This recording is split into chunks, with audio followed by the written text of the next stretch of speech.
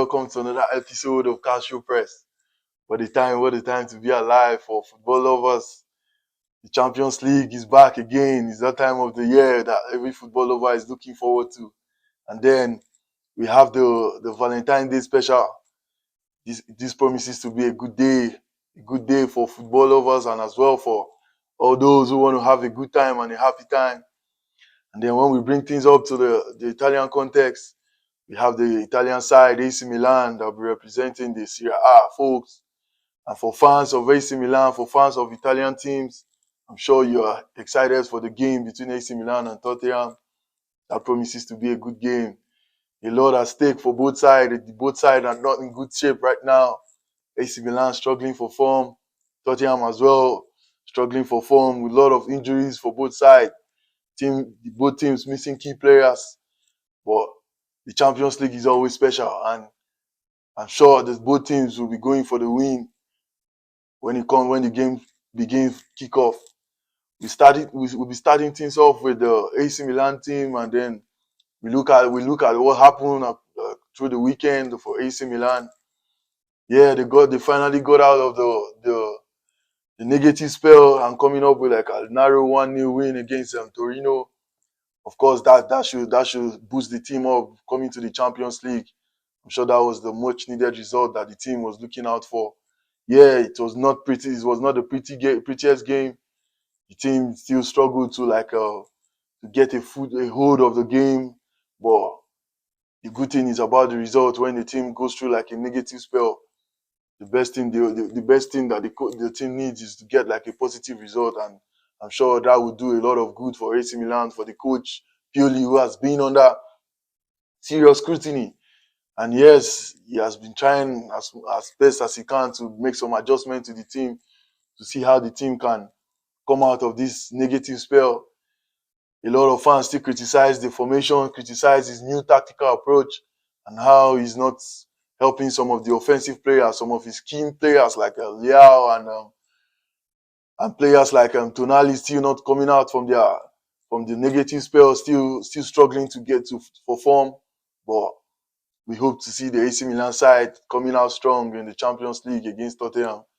And as well for Tottenham, we know they have the Italian coach in form of Conte. Yeah, we all know Conte. We all know of the prowess of Conte. We know his famous 3-5-2 style that we'll be seeing tomorrow. And I'm sure Tottenham is not going to be sitting down and just looking out for AC Milan. They also be coming out firing with offensive players like Kane, Son, and Kulusevski. I'm sure this is going to be something to look out for when it comes to the tactical battles between two Italian coaches, trying to bring out some of those Catenaccio football that make them one of the best country with wonderful coaches that have been brought from the Catenaccio school. Well, another important topic to talk about is the ESL. As we all know, European Super League organizers came up with this new idea after the previous idea was squashed by the European Club Association. They felt like the previous idea of the European Super League was not inclusive, was more like a monopoly and just majorly to to enhance the big side in Europe. And of course, we also saw some of the limitations about the previous proposal of the European Super League organizers. They made it look like it was a competition meant for just the elite teams in Europe, and it wasn't so good for the fans who thought about it, because the fans always want to see their teams. They want to see competitions among all sides. It makes football beautiful when the bigger teams mix and play with the smaller teams, and then they are upset. So the previous idea was squashed by FIFA and UEFA and all the European Club Association. And then the ESL, they went back and then came up with this new idea. And then they thought about having an inclusive competition with a lot of teams. They're actually proposing a competition of 80 teams, and then with the option of relegation and promotion.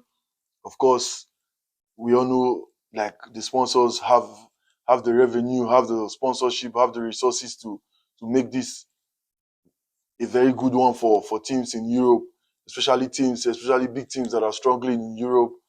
And yes, we might from the previous ideas, fans might be like skeptical about having this European Super League, giving it a thought. They might feel like, yeah, it's not worth it if they think back of how they came about trying to like sabotage other leagues, sabotage the Champions League. But yes, they might be right in criticizing the European Super League. But when you look at the context of football, when you look at how football has evolved in recent times, there's been a lot of changes. In fact, the UEFA Champions League is proposing to make changes to the structure and the style of how the Champions League will be will be played going forward, like in 2024 and 2025 season. There's been a lot of talk and idea of changes to the format. So obviously changes is bound to happen, and it might be rough initially with fans trying to like get to terms with having a new competition aside the Champions League.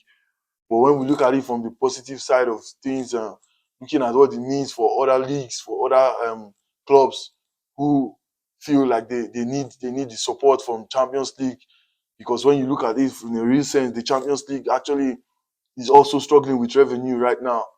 They are struggling with money, and of course, money improves the quality of what you view, and it creates jobs. It creates jobs for a lot of folks. So, and right now the Champions League, you might have the perception like, yeah, Champions League is glamorous. Yes, it is glamorous, but there are a lot of issues going on right now when it comes to UEFA, when it comes to like funding, sponsorship of the Champions League. Of course, if there's a competition that could rival the Champions League and make football become very competitive, we all want to welcome those ideas. Yeah, for EPL folks and fans, it might feel comfortable for them because the league is doing so well, have the best of sponsorship, the best of media coverage. But it's not same when you look at teams in Europe, like the Italian teams, like the Spanish teams, like the German teams. This is not the same when you compare leagues together. And then it has when you bring it to the Champions League context, there's need for competition, there's need for balance, there's need for teams having quality and making viewers have a reason to watch the Champions League games, or have a reason to support and follow their teams. And right now, sponsorship has been lacking in a lot of leagues, and to create the balance, to create the atmosphere of competition among leagues, among competitions, and bring this excitement among fans, it is very important that there needs to be competition between European competitions that's going on, and ESL is a good way to do that. If ESL could like really organize and structure the competition, and I feel they have a lot to offer for football world and offer fans.